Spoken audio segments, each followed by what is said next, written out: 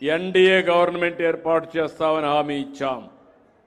మీరు ఓటేయండి, రాష్ట్రాన్ని పునర్నిర్మాణం చేస్తా అన్నాం, పూర్వ వైభవం తీసుకొస్తా అన్నాం. మేము చెప్పిన మాట మీరు నమ్మి ఆ రోజు మాకు అధికారం ఇచ్చారంటే మామూలు అధికారం కాదు. 194 మందిని గెలిపించారు. ఎవరిని పెడితే వాళ్ళని గెలిపించారు. నంద్యాల జిల్లా పార్లమెంట్ మెంబర్ని, అసెంబ్లీ మెంబర్ని బ్రహ్మాండంగా 7 మందిని గెలిపించారంటే నేను ఎప్పుడూ మర్చిపోలేను. రాయలసీమలో 7 సీట్లు తప్ప అన్ని సీట్లు గెలిపించారు. మీరు ఒకటే గుర్తుపెట్టుకోవాలి, రాజకీయాల్లో ఎప్పుడు కూడా ప్రజాస్వామ్యంలో ప్రజలు ఓట్లేస్తే వాళ్ళు ప్రభుత్వాన్ని ఏర్పాటు చేస్తారు. ప్రభుత్వాన్ని ఏర్పాటు చేసి ప్రజాహితం కోసం పనిచేయాలి. ఈరోజు కొంతమంది మీరు చూశారు, నేను చెప్పాను, ఒక్క వివాదం కాదు, అన్ని వివాదాలే, అన్ని కుంభకోణాలే. మద్య విషయం మీరు చూశారు, మామూలు విషయం కాదు. 30,000 మంది కల్తీ మద్యం దాగి చనిపోయే పరిస్థితికి వచ్చారు. అందులో డబ్బులు సంపాదించుకునే పరిస్థితికి వచ్చారు. ఒక్కొక్క నెల 100 కోట్ల రూపాయలు అవినీతి చేసే పరిస్థితికి వచ్చారు. ఏమనాలి నాకైతే అర్థం కాదు. అంటే పేదవాడి ఆరోగ్యం కంటే వీళ్ళకు డబ్బులే ముఖ్యం. మీ జీవితాలతో ఆడుకున్నారు, మీ ఆరోగ్యంతో ఆడుకున్నారు, ఇష్టానుసారంగా చేసే పరిస్థితికి వచ్చారు. అదే సమయంలో తిరుపతి లడ్డు కల్తీ చేశారు. నాకు రిపోర్ట్ వస్తే ఆ విషయమే చెప్పాను.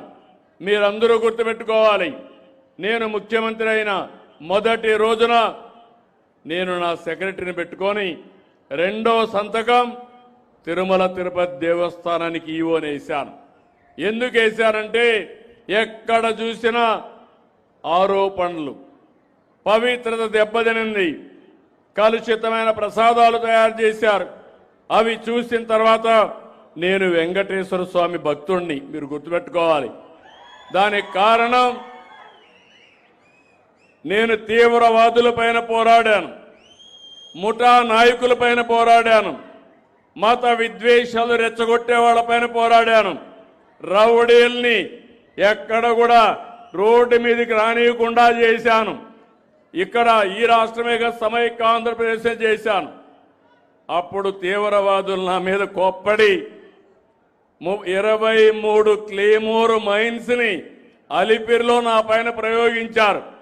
సాక్షాత్ వెంకటేశ్వర స్వామి దిగొచ్చి నాకు ప్రాణభిక్ష పెట్టాడు, కానీ లేకపోతే జరిగేది కాదు. కొన్ని లక్షల మంది తీవ్రవాద సమస్యతో చనిపోయారు, వాళ్ళు చనిపోయారు. 30 ఏళ్లకు మునుపు నేను పోరాడాను.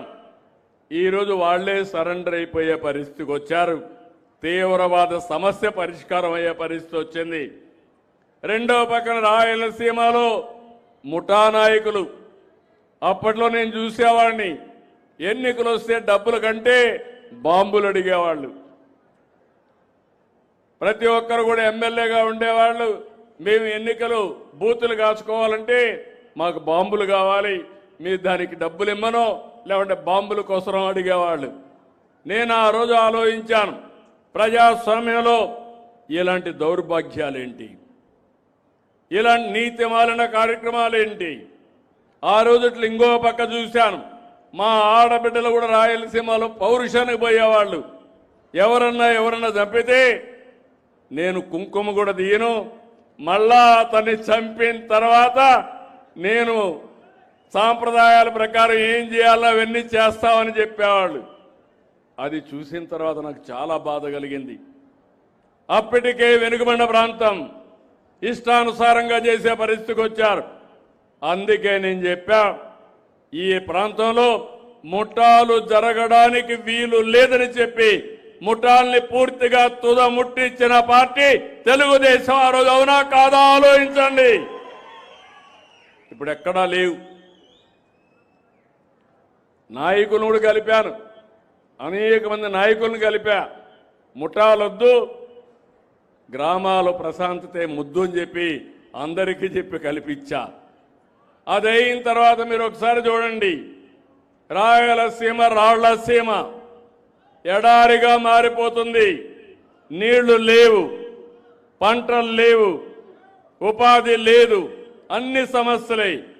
మొట్టమొదటిసారిగా మీరు గుర్తుపెట్టుకోవాలి, గతాన్ని గుర్తుపెట్టుకుంటే భవిష్యత్తు సులభం అవుతుంది.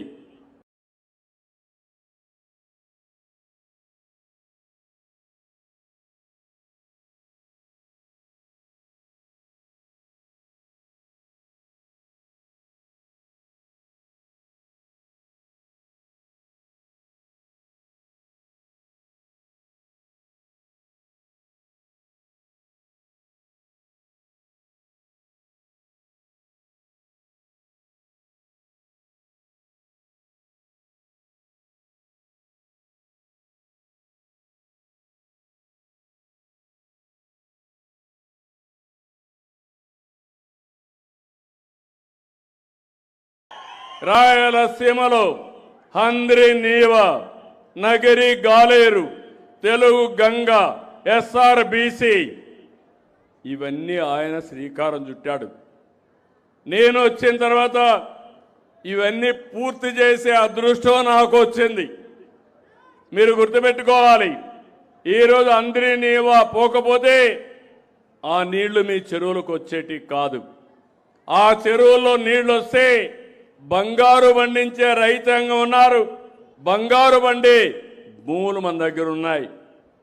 అందుకే నేను ఆలోచించి ఒక సంవత్సరంలో 3,500 కోట్ల రూపాయలు అవుతుందంటే పర్వాలేదు, హంద్రి నీవా కాలం వెడల్పు చేయాలని 733 కిలోమీటర్లు వెడల్పు చేసి కడాను కుప్పానికి కూడా నీళ్లు ఇచ్చామంటే మీరు గుర్తుపెట్టుకోవాలని ఆ పట్టుదల.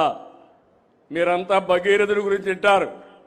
భగీరథుణ్ణి స్ఫూర్తిలో పెట్టుకొని ఈ రాయలసీమలో ప్రతి ఎకరాకు నీళ్లు ఇవ్వాలనేది నా సంకల్పం అని మరొక్కసారి మీకు విజ్ఞప్తి చేస్తున్నా.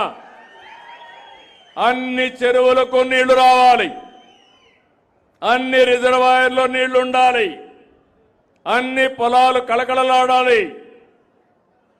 అందుకే ఇటీవల కొత్త ప్రోగ్రాం కూడా తీసుకున్నాను. రాయలసీమని రతనాల సీమ చేస్తా. రాయలసీమలో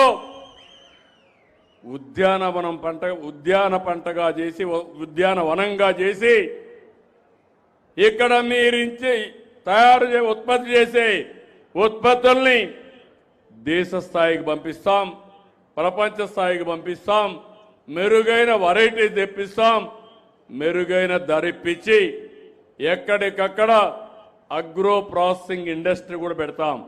ఇప్పుడే మీరు అక్కడ చూశారు, మామూలుగా మనకు మామిడి ఉంది. ఒక ఉదాహరణ, ఒకప్పుడు మామిడి మనం ఎప్పుడు వ్యాపారం చేసేవాళ్ళం కాదు. నేను కూడా రాయలసీమ బిడ్డే, ఇక్కడే పుట్టా, మాకు కూడా మామిడి తోటలు ఉన్నాయి. ఆ రోజు నేను మామిడి తోట చూస్తే ఇంటికోసం 1 ఎకరా 2 ఎకరాలు వేసుకునేవాళ్ళం. ఆ తర్వాత 4-5 ఎకరాలు ఉంటే ఏం చేయాలో తెలియక అందరికి కూడా ఇచ్చిన తర్వాత ఒకసారి పంపకాలు కూడా చేసేవాళ్ళం. ఎవరికైనా మనకు పండ్లు వస్తే, మామిడి పండ్లు వస్తే ఊర్లో వాళ్ళకి అందరికి 1 పుట్ట 2 పుట్టలు ఫ్రీగా ఇచ్చేవాళ్ళం. అది మన సంస్కృతి. తర్వాత ఆలోచించిన తర్వాత ఎవరో ఒకరు వచ్చేవాళ్ళు బయట నుంచి, మీ తోట మేము కొంటామని. అప్పుడు వాళ్ళకి ఇచ్చేవాళ్ళం, ఓకే కొనుక్కొని ఇంత డబ్బులు ఇస్తారని. అక్కడి నుంచి వాణిజ్య పంటగా తయారైంది మామిడి. మీరు గుర్తుపెట్టుకోవాలి, అంత మునుపంతా కూడా ఇవన్నీ ఉండేటివి కాదు. అక్కడి నుంచి వాణిజ్య పంట అయితే ఈరోజు మామిడి కానీ నేను చూశాను, మామిడికి తెగులు వస్తుంది. మామిడి అటు ఇటు ఊగితే ఆ కొమ్మలు రాచుకొని పండు కూడా సరిగా ఉండదు. దానికి ఈరోజు పేపర్ కవర్ పెట్టారు. పేపర్ కవర్ పెడితే పోయినసారి రేట్లు బాగా పడిపోయినాయి. నేనే ఆ రోజు 4 రూపాయలు ప్రతి ఒక్క కేజీకి సబ్సిడీ ఇచ్చాను. సబ్సిడీ ఇచ్చి రైతులు కాపాడుకోవడానికి ముందు ఎవ్వరు ఇవ్వాలా, తెలంగాణ ఇవ్వాలా, లేకపోతే తమిళనాడు ఇవ్వాలా, కర్ణాటక